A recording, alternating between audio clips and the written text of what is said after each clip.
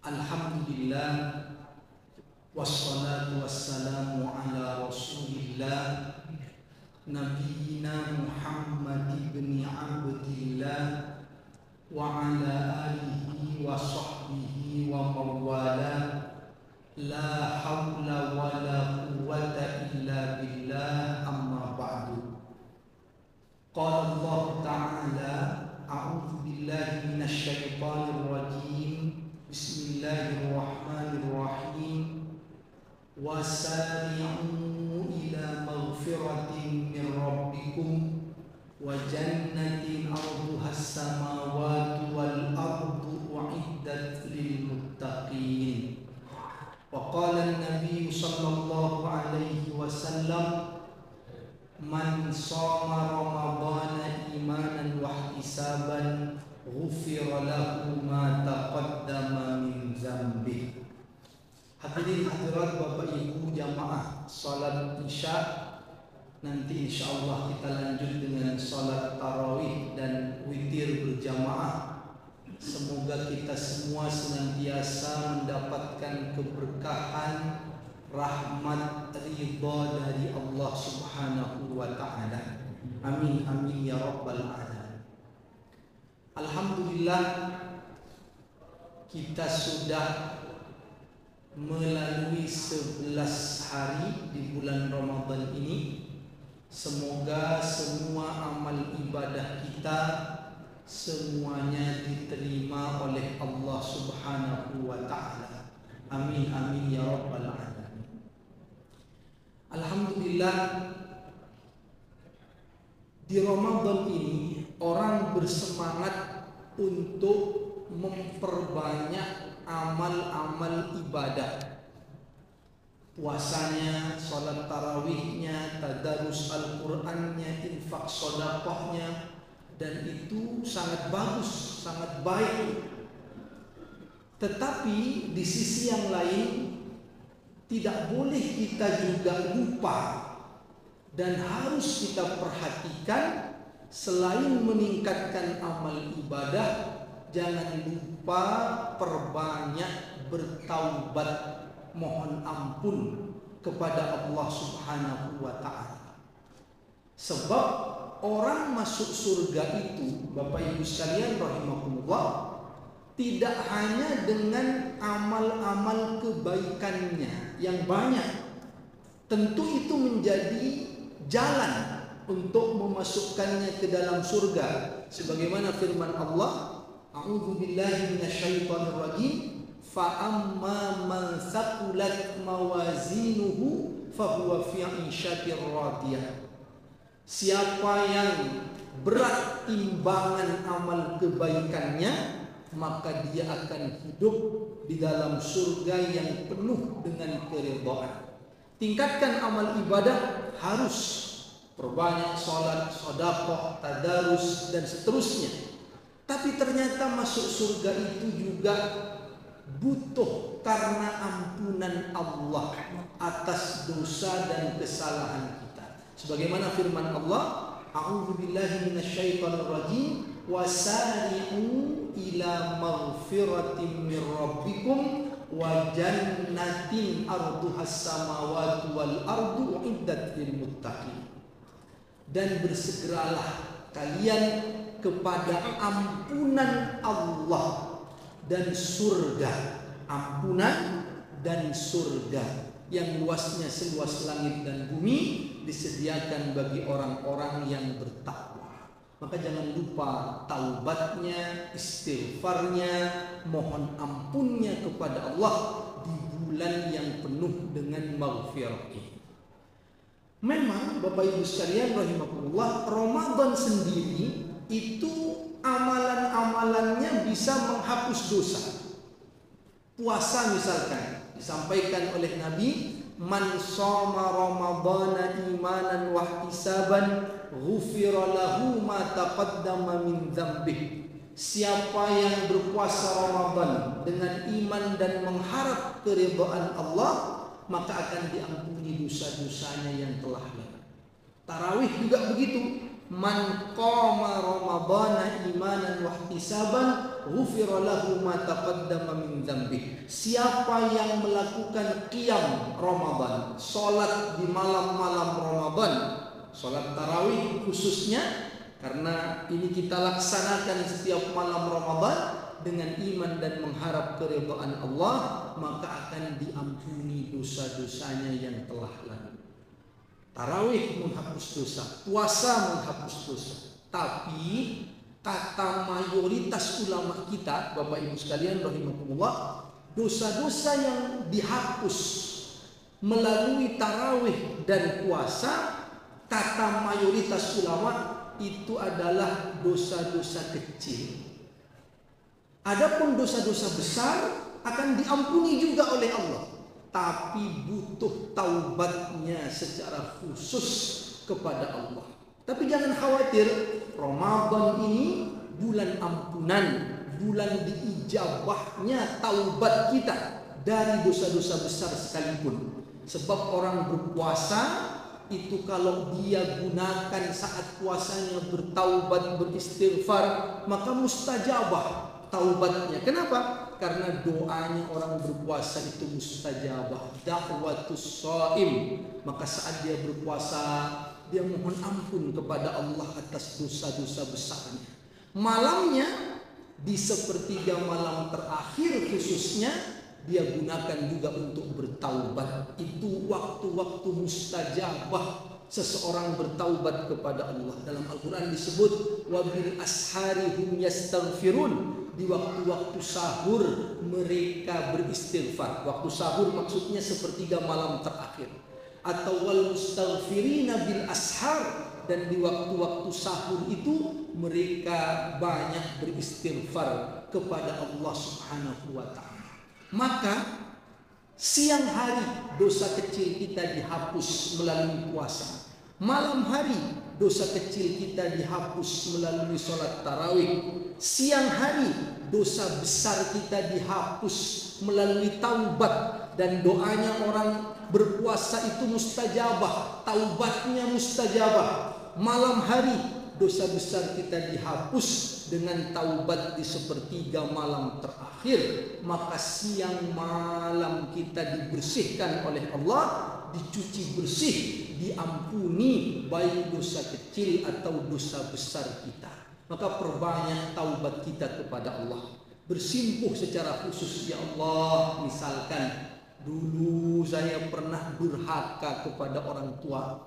Orang tua sekarang sudah wafat, dan durhaka itu dosa besar. Uququl walidain, mohon ampun kepada Allah. Ya Allah, dulu awal-awal usaha saya sempat maaf ke dukun, ada kesyirikan yang saya lakukan, mohon ampun kepada Allah Subhanahu wa taala. Dosa besar itu asyirku billah, syirik, maka mohon ampun. Diterima juga karena bulan ini bulan maghfirahnya Allah. Ya Allah, dulu saya sempat terjerumus kepada riba, minum-minuman keras, zina, naudzubillah. Semuanya tempatnya bertaubat di bulan Ramadan ini. Kalau tak ditaubati, Bapak Ibu sekalian rahimakumullah, hati-hati. Jangan-jangan kita terhambat masuk surga Allah sebab tak mendapat ampunan dari Allah. Kita banyak beribadah tapi dosa juga banyak. Akhirnya tak bisa seseorang lancar menuju surganya Allah Subhanahu wa taala. Harus diazab dia di alam barzakh karena dosanya. Diazab di alam barzakh, tak bisa dia lari dari alam barzakh itu, dari alam kubur itu. Tak ada orang yang menemaninya, tak ada teman, tak ada keluarga. Dia diazab siang malam oleh malaikat Allah Subhanahu wa taala. Begitu pula di neraka Allah, naudzubillah, dia harus masuk dulu ke dalam nerakanya. Karena itu perbanyak taubat. Jangan lupa, jangan hanya semangat ibadahnya itu baik, tetapi juga semangat taubatnya kepada Allah Subhanahu wa taala. Di dunia saja Bapak Ibu sekalian, kalau ada pengampunan atau bahasa kita pemutihan saja, itu orang senang, manfaatkan. Apalagi ini pemutihan akhirat. Kita tak perlu diazab kubur, tak perlu diazab di akhirat. Pemutihan dunia saja orang senang. Apa contohnya Pak? Pemutihan pajak, orang senang. Padahal yang dihapus hanya dendanya saja, bukan pokoknya. Itu pun orang senang. Dicari tanggal berapa sampai tanggal berapa, jangan sampai kelewatan. Kalau bisa izin dari kantornya diurus, harus antri panjang. Apalagi Pak di Samsat itu, kalau sudah hari terakhir pemutihan pajak, itu antrinya panjang, berdesak-desakan, sampai kadang jamnya ditambah. Ustaz, kok tahu Ustaz kalau antri panjang di Samsat hari terakhir? Karena saya termasuk salah satu yang antri di situ juga itu. Jadi orang senang Pak dengan pemutihan. Nah itu masih pemutihan pajak kemarin ada, maaf Pak, diskon listrik ya Pak ya. Nah, 50%. Orang itu senang Pak. Padahal ini hanya duniawi sifatnya, hanya sebulan 2 bulan. Tapi kalau ampunan Allah, selamat kita di alam kubur yang lama itu, selamat kita dari neraka Allah yang abadi di akhirat itu. Nah, caranya perbanyak taubat. Ada jamaah datang ke saya, Pak, Ustaz saya senang ini program pemerintah ini Ustaz, diskon listrik 50% 2 bulan. Alhamdulillah. Alhamdulillah Pak, saya bilang Bapak manfaatkan. Saya manfaatkan tentu Ustaz, jangan sampai terlewat. Senang saya, senyumnya sumringah dia Pak. Tiba-tiba sebentar lagi, beberapa hari lagi datang lagi ke saya. Saya sekarang pusing Ustaz, kenapa? Ternyata Ustaz, Pertamax dioplos Pertalite Ustaz. Nah itu urusan hukum lah Pak, seperti apa ya. Tapi sekali lagi Pak, bahwa orang senang dengan keringanan-keringanan yang diberikan, apalagi keringanan dari dosa, diampuni, diputihkan oleh Allah Subhanahu wa ta'ala. Lalu bagaimana caranya Pak agar kita dapat ampunan yang sempurna itu? Secara singkatnya saja, 1, perbanyak istighfarnya. Kalau bisa Pak, diantaranya baca sayyidul istighfar. Kata Nabi, man qalaha, siapa yang membaca sayyidul istighfar ini, man qalaha minan nahar, siapa yang membacanya di siang hari, wa huwa muqinan biha, dan dia penuh keyakinan dalam membacanya, famata min yaumihi qabla ayyumsiya, kemudian dia wafat sebelum sore hari, fahuwa min ahlil jannah, dia termasuk dijamin masuk surganya Allah Subhanahu wa ta'ala. Wa man qalaha minal lail, siapa yang membacanya di malam hari, famata qabla ayyusbiha wa huwa muqinun biha, dia membacanya dengan penuh keyakinan lalu dia meninggal sebelum subuh, fahuwa min ahlil jannah, dia termasuk penghuni surganya Allah Subhanahu wa ta'ala. Maka baca sayyidul istighfar ini Pak, minimal 2 kali berarti. Kalau dalam hadis ini, malam dan siang, minimal 2 kali. Allahumma anta rabbi, la ilaha illa anta, khalaqtani wa ana abduka wa ana ala ahdika wa wa'dika mastata'tu, a'udzu bika min syarri ma sana'tu, abu'u laka bi ni'matika alayya wa abu'u bi dzambi faghfir li fa innahu la yaghfiru dzunuba illa anta. Baca 2 kali minimal. Datang ibu-ibu ke saya, Pak, Ustaz saya amalkan itu yang Ustaz suruhkan itu sayyidul istighfar. Ibu bisa baca berapa kali Ibu sehari? Alhamdulillah Ustaz, saya bisa baca 300 kali. Saya bilang, kok hebat Bu, saya aja suruhnya cuma 2 kali, Ibu 300 kali. Gimana caranya? Ya kan gampang Ustaz, tinggal sayyidul istighfar, sayyidul istighfar, sayyidul istighfar, sayyidul istighfar. Salah paham nampaknya ini Pak, yang dibaca judulnya saja ternyata. Maka pertama Pak, sayyidul istighfar. Yang kedua adalah hentikan perbuatan dosa itu dengan segera. Jangan sampai di satu sisi diampuni, kita buka lagi lubang yang baru. Diampuni di sini, dibuka lagi dosa. Maka kata Nabi, man lam yada' qaula zur wal amala bihi falaysa lillahi hajatun fi ayyada'a ta'amahu wa syarabahu. Siapa yang tak meninggalkan perkataan dosa, perbuatan dosa, walaupun dia berpuasa, Allah tak butuh pada puasanya, walaupun dia sudah menahan lapar dan haus. Hati-hati. Jadi 1 diampuni, jangan tambah-tambah lagi. Jaga pandangan kita, jaga ucapan kita, jaga hati kita. Jangan sampai gali lubang, tutup lubang, tapi gali yang lainnya lagi. Na'udzubillah. Dan yang terakhir Pak, minta maaf kepada sesama. Ini terakhir, jangan lupa. Kenapa? Sebab orang muflis, orang bangkrut, banyak pahalanya tapi ternyata ketika menghadap Allah banyak yang menuntut kepada orang itu. Akhirnya karena banyak yang menuntut, pahala dia dibagi-bagi kepada yang menuntut. Fa in faniyat hasanatuhu, kebaikannya sudah habis, masih banyak yang menuntut, tak cukup lagi habis kebaikannya untuk dibagi, maka dosa orang yang menuntut diambil, diberikan kepada orang ini, tsumma turiha finnar, kemudian dicampakkan dia dalam api neraka. Padahal kata Nabi, dia itu Pak tadinya menghadap Allah bisolatin wasiyamin wa zakatin, dengan pahala sholatnya, dengan pahala puasanya, dengan pahala zakatnya.